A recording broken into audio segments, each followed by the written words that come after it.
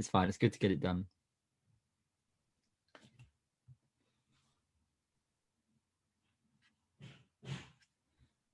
Just realised as well, I've not worn a particularly good t-shirt for this. I have a picture of a naked woman on my t-shirt. So hopefully no one will see it. I've got limited clothes with me. Yes, I'm sure. Yeah, you just dashed Going up, haven't live. you? You're live now, guys. Okay, well, good afternoon, everybody, and thank you for joining us for another Lunch and Learn with Action Coach here in Birmingham. It's great to have you with us. As my colleague said this morning, 70% of your week is done, but there's still time left to make the most of this week and achieve those goals that you set yourself on Monday. It's great to have Helen Phillips from the Contract Doctor with us this lunchtime. Hi, Helen, how are you? Hi, I am well, Stephen. Thank you very much. How are you?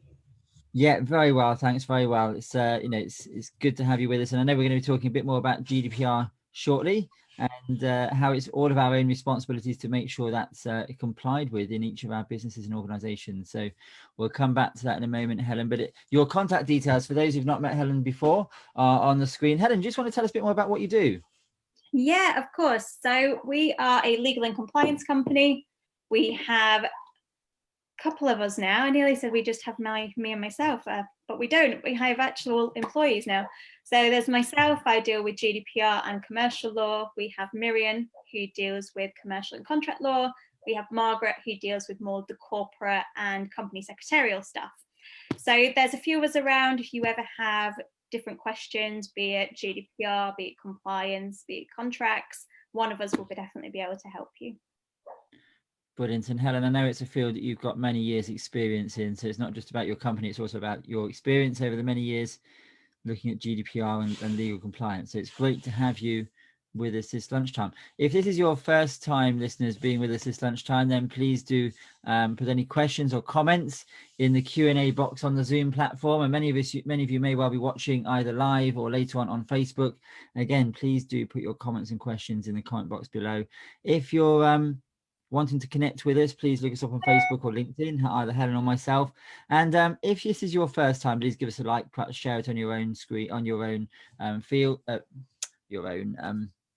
I've lost my words now, on your own feed, your own Facebook feed, so others can find out about us. And if you're here for the second or third time, then perhaps give us a love heart and tell us what you get out of these Lunch and Learn sessions. We run them on a Monday and a Thursday at 12 o'clock. But as I said at the beginning, we're here to talk about GDPR, and I'm really pleased that Helen has joined us. One of the things I often talk about in Action Coach is all about how we must take ownership, accountability, and responsibility for every aspect of our business.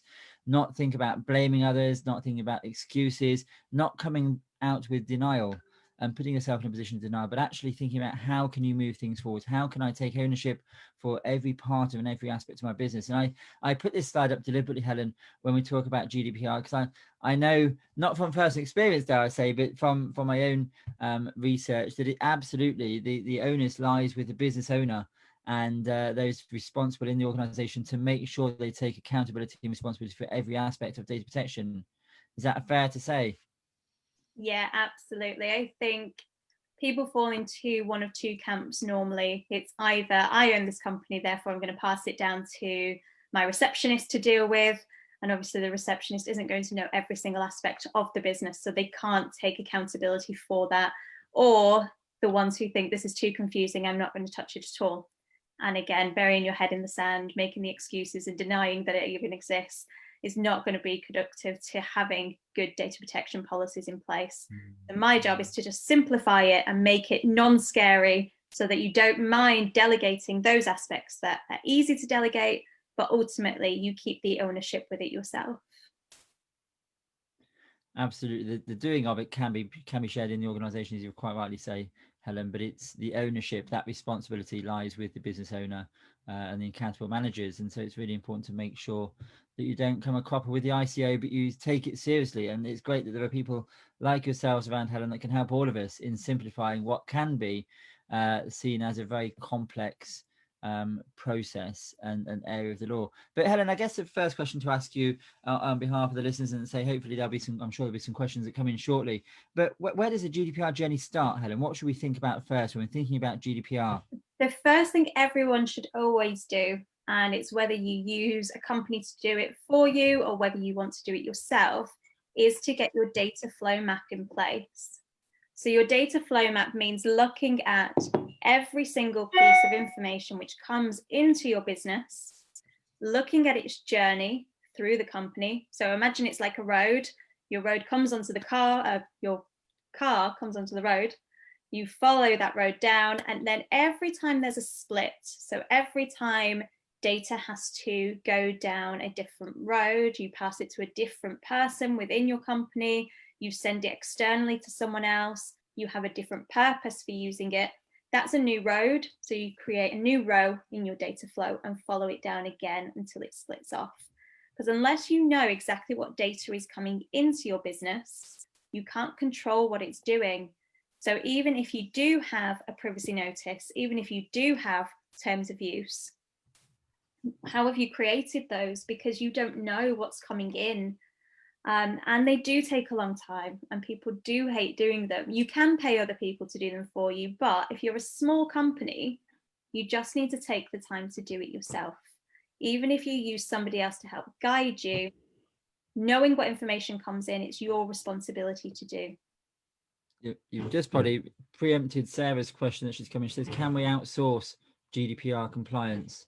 Helen, you may well, you've just touched slightly on that. Is there anything else you want to share on that point? Yeah, you can absolutely outsource. I mean, we act as DPOs for a few different companies.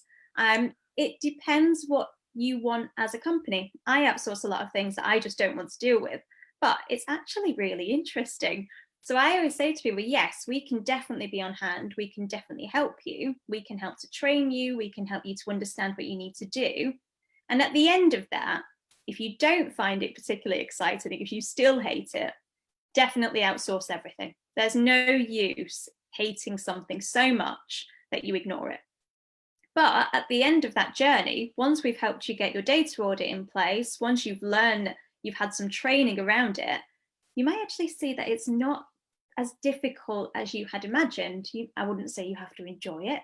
You don't all have to be as much of a geek as I am, but you might find aspects of it interesting. You might see that you enjoy creating these processes and getting involved with people and using it actually as a marketing tool, that you are GDPR compliant and you can speak to people on a level which they like to hear. They understand that you are doing the best to protect their data.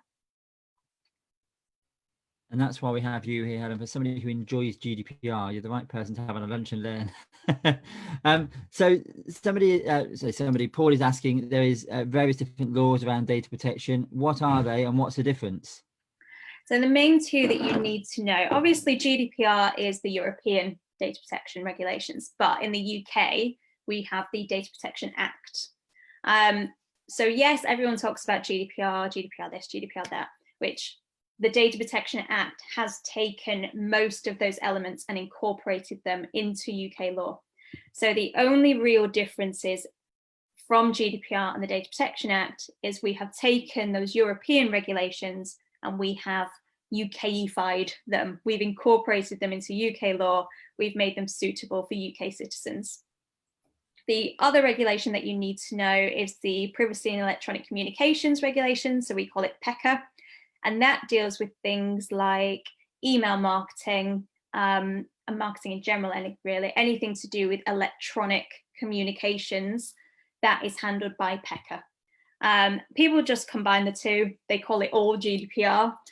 We can split them out, but when I tend to go into a company and help them with things, I do say you have to do this because of PECA. But I do try and simplify it so that they understand it's all essentially data protection and protecting customers' rights. That's great, Helen. And GDPR has been around for a number of years now. I think it's about 3 years since it came into law. You probably know the exact year more than I do. I'm sure you do. But so hopefully most of our listeners will have done something to help ensure they are GDPR compliant. But if they are unsure, what's the best starting point? I mean, do they, we all handle and hold so much data in our organizations, and we use it on a daily basis. I mean, I was only this morning sending emails out to prospects and clients and thinking, well, I can't copy everybody in. I need to do them individually, etc. We've got to be so careful. Where would that journey start in terms of what should people think about who want to go back and review their GDPR compliance? Okay, so if we look at this from before GDPR, so we go back, we've got Data Protection Act. Data protection was always a thing. So we've got the Data Protection Act 1998, and then obviously we've now got the 2008 Act, but data protection has always been there. So we should have always been thinking about our customers' data and treating it how we would like our data to be treated. So GDPR, the European Commission, sat down and thought, hang on, people aren't doing this. They're not thinking about data in terms of how would you like your data to be treated. They're just doing whatever they want. So we're going to solidify it. We're going to make it a little bit stronger. So all GDPR has done, all the Data Protection Act 2018 has done, is make it easier to understand, really. So you have to look at this from your customer's perspective. What would you want? And the overwhelming principle of GDPR is accountability. So that means, have you documented everything? So if you want to market to me, for example, let's say you are a car dealership, you think her car is rubbish, she needs a new car, I'm going to start marketing to her. You need to look at a balancing act. So you have balanced what you want. You want to sell me a car. Then you need to look at what I need. Do I legitimately need a new car? Have I shown any interest that I want a new car? And if the answer is no, you're going to be infringing in my rights by contacting me. I haven't shown any interest whatsoever. If, on the other hand, I've come in to have a chat with you and said, my car's a bit rubbish, it's going to probably break down at some point, I have shown interest. So you can balance that out. You can say, all right, I want to sell her a new car, but she also needs a new car. Therefore, it's in her interest for me to contact her. You're not cold calling me. You are not just sending me an email out the blue. It is that balancing act. And that's what you need to do with everything. So with your accountability principle, you need to tell everyone what you intend to do with that data.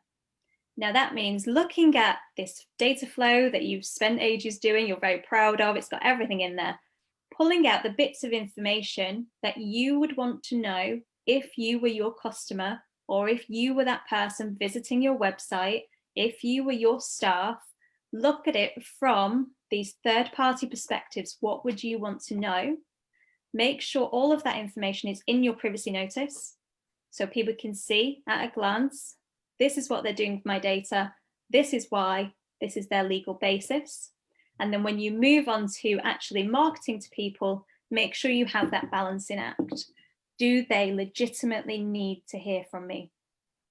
Now it's very different. Interesting, Helen, you just used that one word that Jag has just sent a question into us saying, can you help him to understand what legitimate interest is? I can. So I've done a couple of webinars on the legal basis for things like that, and legitimate business interest is the one that everybody wants to move people into. So legitimate it's such a wide sort of scope, doesn't it? Yes, it is. And in theory, everybody wants to put everybody's category into legitimate interest because you have more flexibility. It doesn't rely on consent, so people can't withdraw it at any time. You have a reason to move it throughout your company so that you can use it for different purposes, but you do have to perform a test on legal basis. So for legitimate interest, you need to do this balancing act. You need to say what you want to do. You then need to make sure that you have the capacity to do it, and you need to make sure that you are weighing it up against your data subject rights.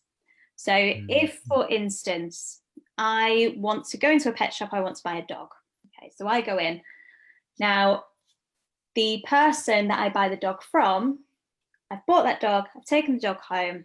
Later on, if they then start marketing me to get another dog, it's probably not in the right balancing act because I've already bought a dog. If they want to market dog toys, you can balance that in a slightly different way. Now, the issue comes if they want to sell me a cat.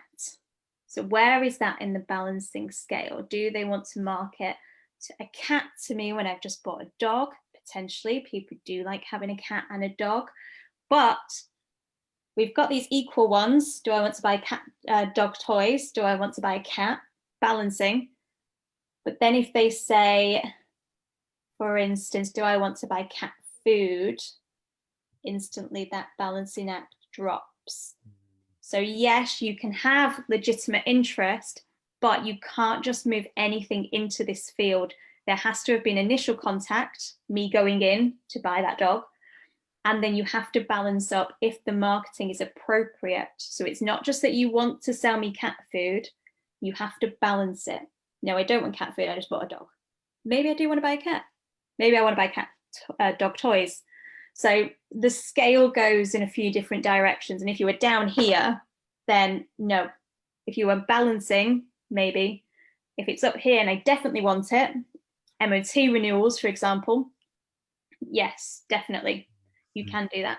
So you do have to look at the balancing act and see if your data subject legitimately wants it. It's not just what you want.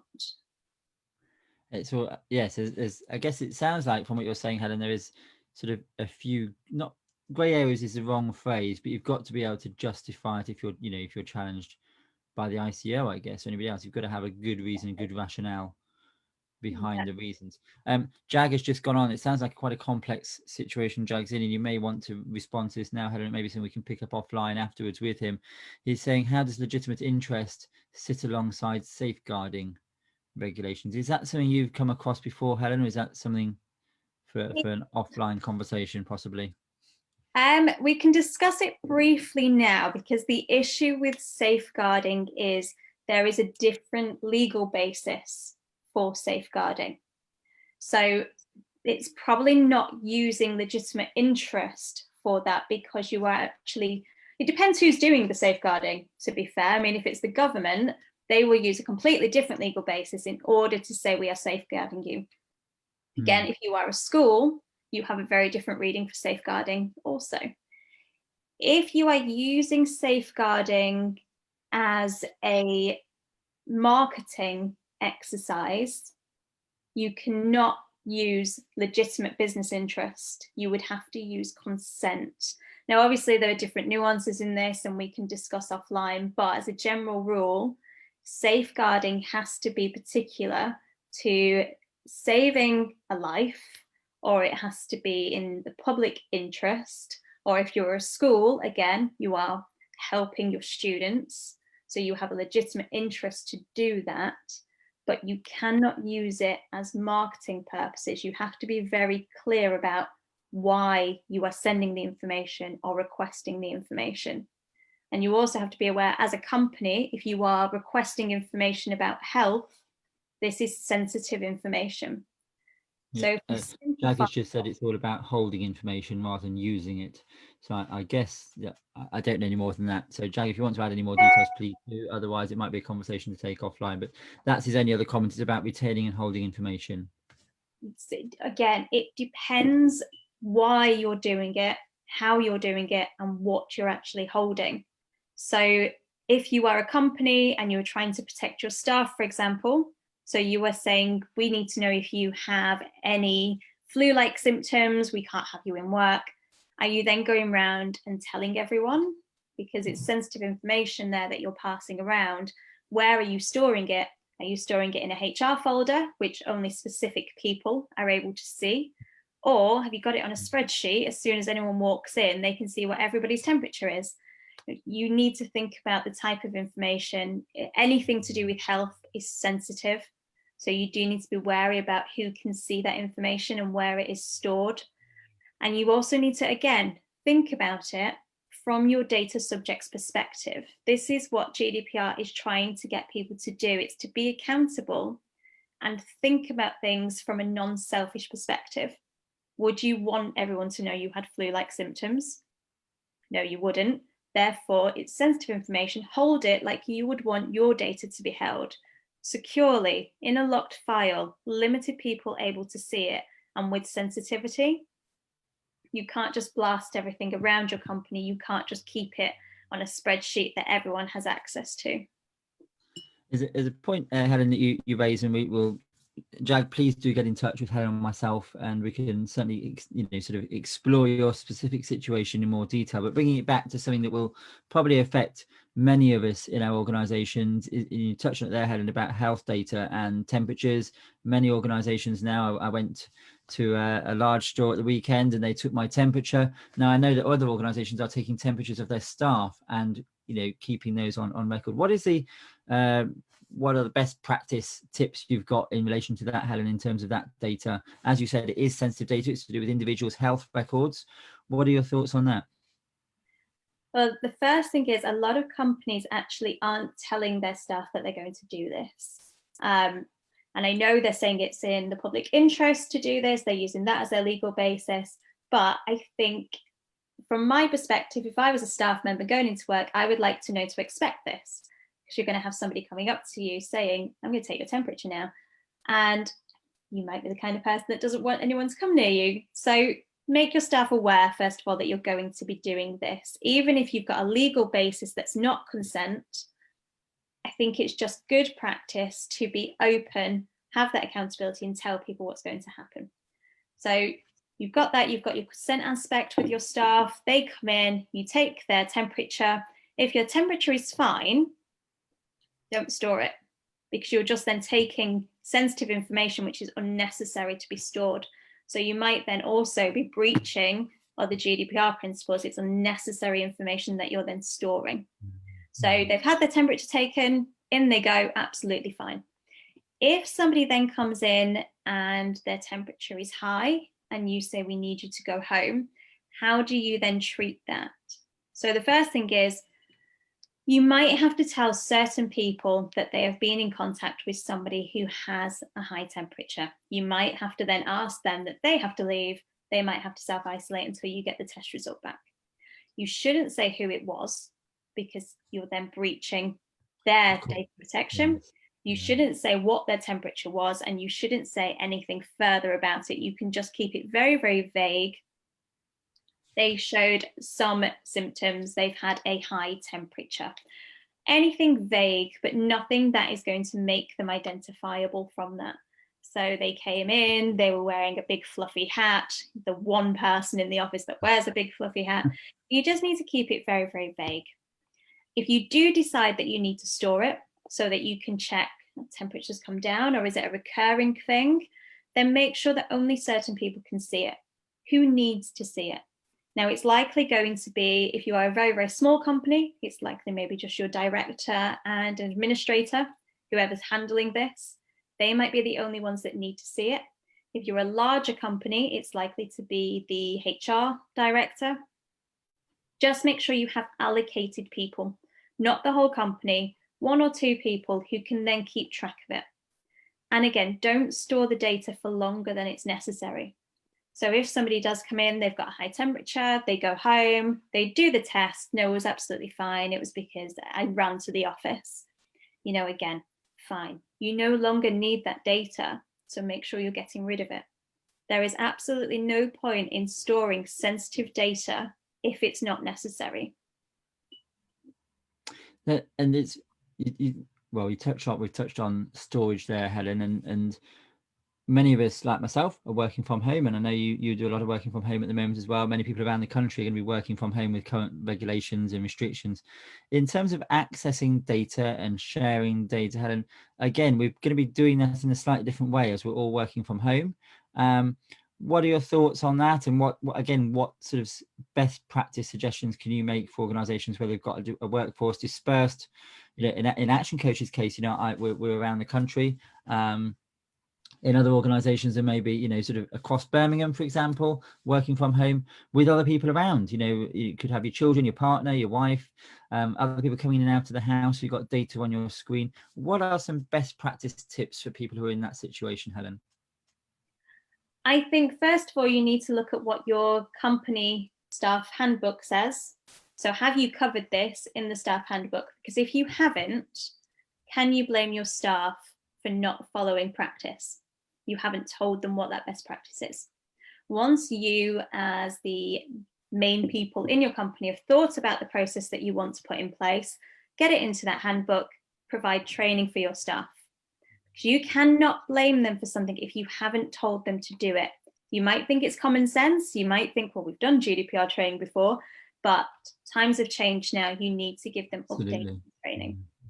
Then when we're looking at the practicalities of what you should consider when you're putting that process in place, if somebody wants to work on their sofa with their family around them, fine, but do not take phone calls when people are around. Make sure they have that space, even if they have to go outside, even if they have to go to the bathroom, somewhere where they have that privacy to discuss with their customers and your customers ultimately, whatever this issue is. Because you haven't told these customers in your privacy notice that you will keep all of their data secure unless it applies to your family members. You are telling them that you are going to keep this data secure within your company. So you have to abide by that. You can't let your wife or your husband hear you on the phone. You don't know who they know. You don't know if they actually know this person or this person's other half. They don't know if they're going to go out and discuss whatever they've heard. You can't control other people. You don't know what is identifiable to these other people. So phone calls should be taken in private, whether you are working at home, whether you are working in the office. In terms of your laptop, your Mac, whatever it is that you're using, create another account for people to use. So for instance, you might want to put your child in front of your laptop to watch Peppa Pig. Absolutely fine. But I know they're only a child. You don't know what they're going to do. You don't know if they're going to get onto your emails, send an accidental email to all your contact list. These are things that are easily avoidable that you can control. So just create another account which has no personal information in it, which they can use. The same for your partner or other family members. Just create another account. I know you think it's just work, no one really cares, but accidents happen. And it's an unavoidable thing. If they get into your emails, they think they're emailing someone, they email the wrong person. It's unavoidable that that person's going to be annoyed. You could have protected this, you could have stopped it from happening, but instead you've created this situation for yourself where you've annoyed a customer, you've breached data protection because you allowed someone onto your laptop, onto your Mac, which you didn't have to do. You could have saved that situation from happening. And again, with security, don't print things out and leave it on a table. Absolutely. Make sure that things are electronic now, because what you don't want is someone going out, they've printed something off, they plan to read it when they're at the doctor's surgery, they leave it in the doctor's surgery, other people are picking it up. You need to create working environments around this. So don't print anything off. It's all should be electronic now. If they do need to print things off, make sure that you as a company are providing a shredder or a way that they can get rid of this information. Treat the new home working like it's the office, and make sure you ensure that whatever boundaries you had in the office are replicated at home.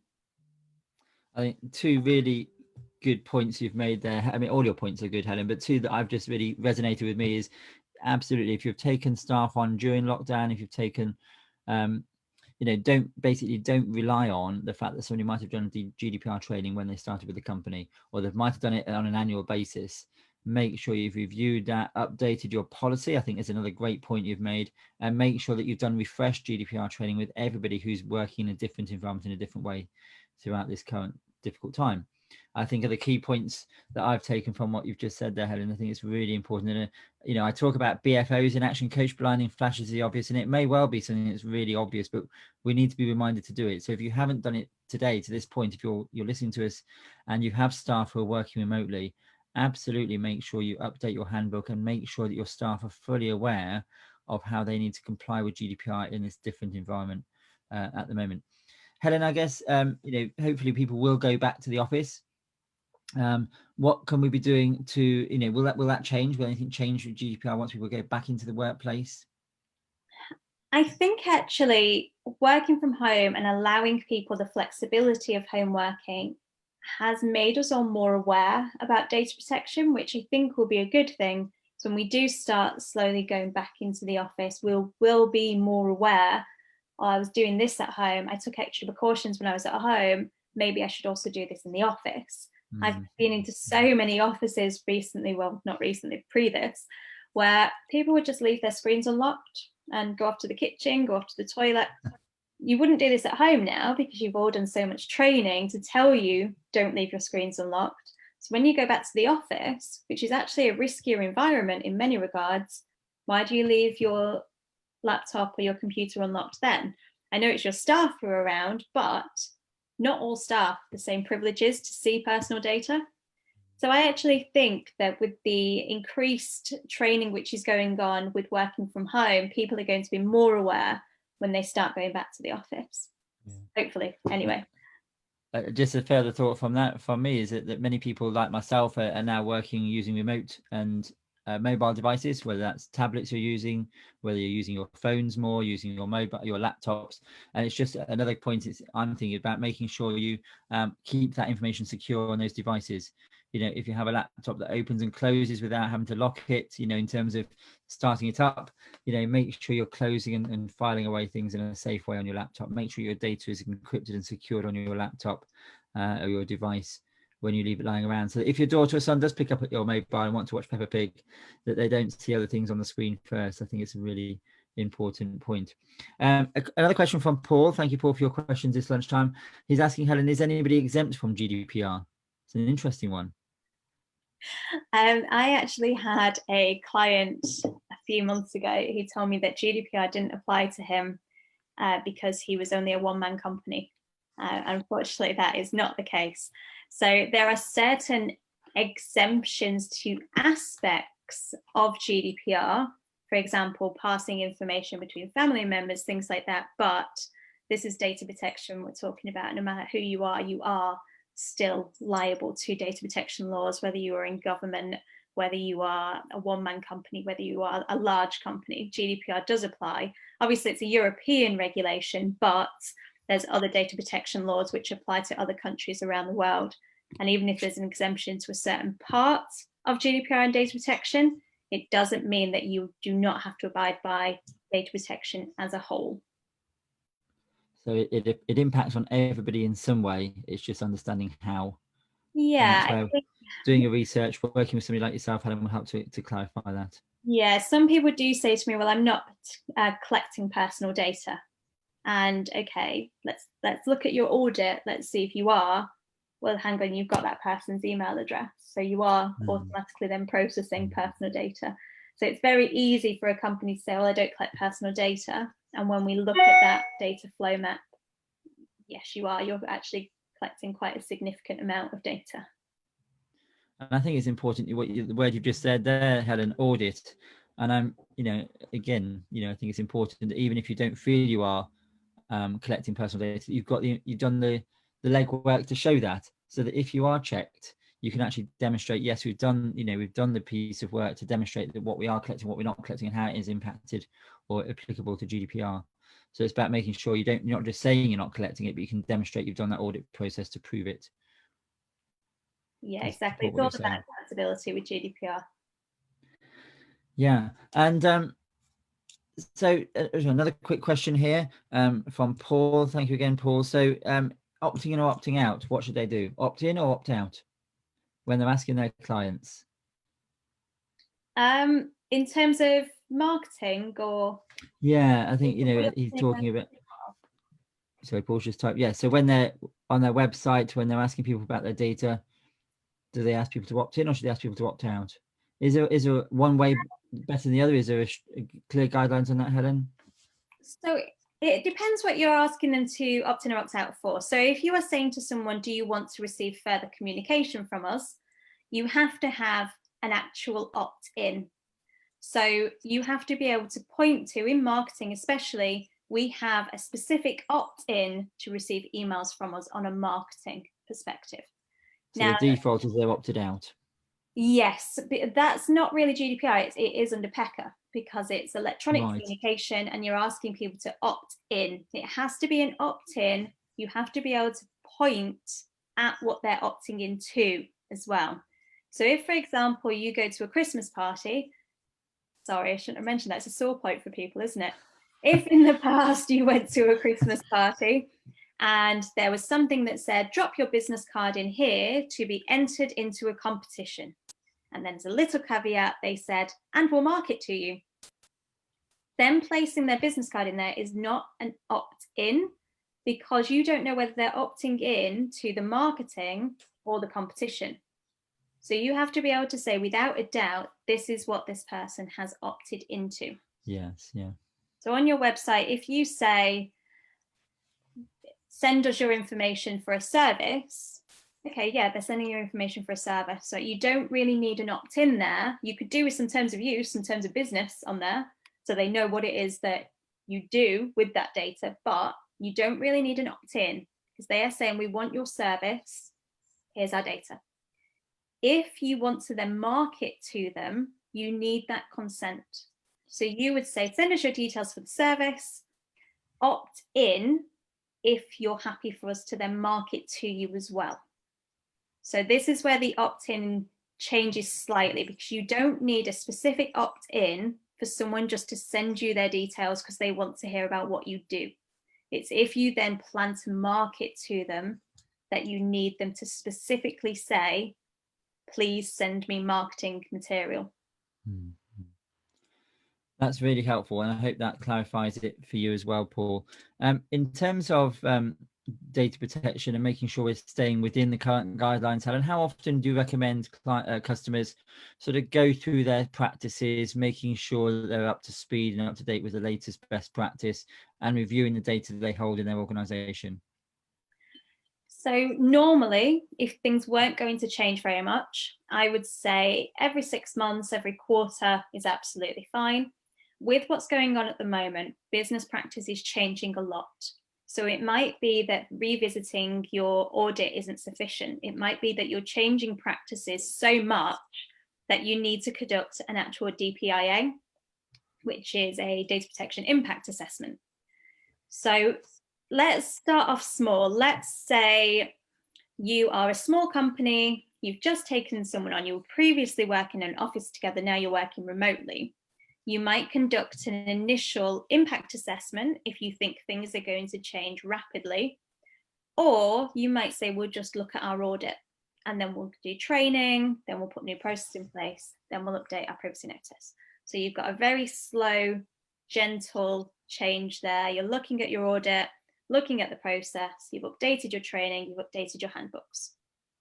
Now, if, for example, you have decided to change your CRM, so before you just used a spreadsheet, now you are going to start using Google Docs, or you're going to adopt Bullhorn, an actual CRM process, you need to conduct a bigger assessment purely for that one thing, because it's a big change that could affect a lot of customers. So you would then conduct an impact assessment. And these things, they're not scary. Once you start thinking about how they work and how they're different, they're very simple to understand what you need. But a simple company process, which isn't actually going to change how data is treated, you're just solidifying your processes, keep it very simple, update it as you go along. Once it's updated, go back to your once a quarter, once every 6 months, however you need to do it, however things are going to update. If it's a major change that could affect everyone, do your DPIA before you then start changing your processes. But again, if we were back to normal times, I would say once a quarter, once every 6 months is sufficient. Maybe annually, if you're a small company, nothing's really changing very much. As you grow, as you get bigger, as processes change, you need to do that more regularly. Thank you, Helen. And another question from me, really. Are there any common areas of GDPR that people misunderstand or get wrong that causes difficulties later on down the road? You know, what are the most common areas of concern or challenge you come across within organizations? All of them. I think for a lot of people, they don't split GDPR down. They don't look at what the bare bones of it is and what the purpose of it is. So for a lot of people, GDPR is just this big GDPR mess of data protection awfulness. When actually we just need to break it down. You need to look at what the point of it is. And again, keep going back to how would I want my data to be treated? It's when you look at it and think the ICO want me to do all of these complex things and have all of this different paperwork and they don't understand it. They don't. They want you to be accountable. They want you to look at what data is coming in and understand it so that you can treat it with respect and that you can start respecting your company, your clients, your customers, your staff. And that is all GDPR is. Once you break it down, it's not complex. It's very simple to understand. It's just treating that data how you would like your data to be treated. So the biggest things that I see people doing is overcomplicating things. So they've got a privacy notice, which is 20 pages long. They've then got an internal staff handbook and the privacy data in there is 50 pages long. Then they've got other notices that they send out to suppliers, which is 50 pages long. Then they've got another notice that they send out to clients. You do need different pieces of information for different people, but it should be very clear who it applies to and why. Overcomplicating it, having 50 different documents for 4 different people, and you're sending bits everywhere and you're getting people to sign different things, and you've got random opt-ins on your website that don't really mean anything. And when you start overcomplicating it, you need to just break everything down, come back, take a step away from it, and just try to break it down to the bare bones. What is the purpose of these regulations? And I think leading on from that, Helen, if we have got people out there who are feeling overwhelmed by this GDPR mess, as you call it, and not quite sure what to do, or they're feeling they've sort of lost control of GDPR with all the changes that the focus has been on other things in the organisation, what are the really clear first 2 or 3 steps that any one of us could be taking in our organisation starting today, this afternoon? To make sure that we're on the right, we talked at the very beginning about this journey to get back onto that right path in terms of GDPR. What can we do after this call, after this webinar, to ensure we are starting to get back on track? First of all, I would assess, have you done an initial audit? If not, you don't need to start it today, just put it on your list. You do need to do that audit. Second of all, look at what you do have in place and do you understand it? So yes, you've got a privacy notice on your website. Okay, you can tick that box. It might not be sufficient. We're not going to get there yet, but yes, you do have one. So there's a tick. Do you have a cookie policy on your website? Whether it's sufficient or not, you've got one. So again, tick that, but it's one side. Do you have terms of use for your website? Again, tick that. Then you would look at what GDPR principles do you have internally? Yes, you have them. Tick, okay. You've got them, you understand what they are. If there's any point of that you don't understand, write it down, make a very clear list of what it is that you don't understand, and then speak to a professional.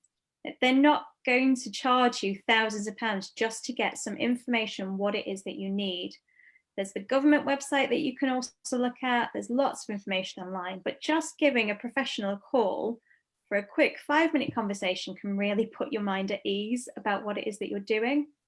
So go through things right from the start. Do you have these things? Tick, yes, fine, I understand it. Anything you don't understand, if you've got 50 documents lying around that are just confusing everything, don't even look at them. It's just going to make things worse. I would just make a list and speak to someone. Because the worst thing is trying to do things that you don't understand and complicating things in your head. It's just going to make it much more difficult. So just get a handle on what you have in your company. Make those lists, make those little tick boxes. Decide then, once you've got that tick box, okay, where shall we start with this? And just keep it all really simple. You don't want anything to be overcomplicated. Brilliant. Thank you, Helen. You've made it really simple and sound really simple, which is fantastic. And you talked of there, once you've got those lists, started that process, then talking to someone. So I want to, first of all, thank you for being with us. But naturally, that leads into, how can you support organizations, Helen? What is it you can provide to organizations once they've done those first couple of steps? How can you help them sort of become more compliant and make sure they're ticking the boxes fully? So we work with companies of all levels, whether they are startups and they're just starting out on this journey, or they're a major company and they've got a little bit lost down one of their GDPR side roads. So we always bring things back to basics first. So we will look at your audit. We've gone through it. We've looked at all the roads that we're going from. If we don't understand a journey, we will bring that in. And from there, we then look at the privacy notice. Does the privacy notice match what you've got on there? Do you have the right legal basis? Have you actually used a cookie bot? It's not that exciting. On your website, do you know what cookies are on your website? Does your cookie policy explain this? Are your terms of use sufficient? Okay, then we've got all of the websites sorted. No other queries on that. Then we look at your opt-ins, we look at the processes for marketing, and we just basically help you follow that audit through. So this is what you're doing. Have you documented that you're doing it? If you have documented it, sorry, I've got some dogs. Does your policy that you have in place reflect what is happening in reality? And like I say, we act for people on an outsourced DPO service or in a retention service or in an ad hoc, depending how much they enjoy it. That you've got some lovely company there with you, Helen, which is as always. I think enjoyed that a lot. Having been working at home with many clients across the country now for the last 6 or 7 months, there's nothing we haven't seen in terms of the cats, dogs, children. So please don't worry. But it's great to know, Helen, that yourself and your colleagues that you mentioned at the contract doctor, as you say in your logo there, help to cure compliance to make sure that people can stay on track. But it absolutely, I always talk to my clients about looking at their own skill level and their enjoyment of tasks. And if they feel they haven't got the skill level and they're not enjoying it, then value themselves and what they can contribute to the organisation and seek help from other people outside. Whether it's yourselves at the contract doctor, whether that's support with admin, whether it's support with marketing. There are professionals out there that can help us in every aspect of our business, and it's about getting others to help us to help our business grow. So it's great to know the support that you can give there. Just in case there's any more questions coming in, just while we're waiting, just to double check those, I just want to say thank you to you, Helen, for joining us. It's been really good having you this lunchtime. I know you've been with us before a few months ago, and I know you've sort of put yourself out today to be with us this lunchtime, so I really do appreciate that. For those of you who have listened to us before and sort of really finding these lunch and learns helpful and useful, we at ActionCOACH have taken 30 of Brad Sugar's, our founder's business areas of business, and he has recorded them. 30 years of business experience recorded into 30 half-an-hour videos. That's 15 hours of learning, which is absolutely fantastic. So think of a lunch and learn, but half an hour and doing it every single day with Brad Sugars himself. It's a fantastic opportunity. Say 30 minutes a day, 30 days working on your business, not in your business. And we're saying you can start doing that from tomorrow, from this week, for just £30 to sign up. So it's a great opportunity there for you to help work on your business, not in your business. Especially I say that to those of you who are listening to this lunch and learn. You're obviously somebody who is enjoying tuning in. So if that's you and you think, actually, I want to do more of this, I'd really like to have that lunch and learn every day. Well, 30X is a great way to do that. And we'd love you to get in touch, and we can tell you more about that on a one-to-one basis. I just put your contact details back up there, Helen. Paul just said thank you so much for answering his question. So thank you, Paul, and thank you, Helen, for responding to those questions that have come in from various listeners this lunchtime. Really do value your input as listeners. Jag, I know sounds like you've got a complex scenario going on there. If you want to contact Helen or myself, our contact details are there, and we can have a more in-depth conversation. As we were saying, Helen, safeguarding and GDPR are two very complex areas in their own rights, and how they work together. I'm sure, we talked about GDPR being that big mess. I'm sure if you're looking at safeguarding and GDPR together, it just seems like an even bigger, overwhelming topic. But I'm sure you can help slim that and sort of distill that down into some easy, clarified steps for Jag to take. So please do get in touch, Jag, with Helen. But for now, Helen, thank you so much. I'll let all our listeners get on and enjoy their lunch. So there's still a day and a half left of this week, so make the most of it. Plan what you're going to do for the rest of this week. And tomorrow afternoon, although we're not doing a lunch and learn, make sure you take time on your Friday afternoons to plan for next week. Always try and get that one step ahead for the week ahead. So, but for now, thank you everyone for joining us. Do stay well, stay safe.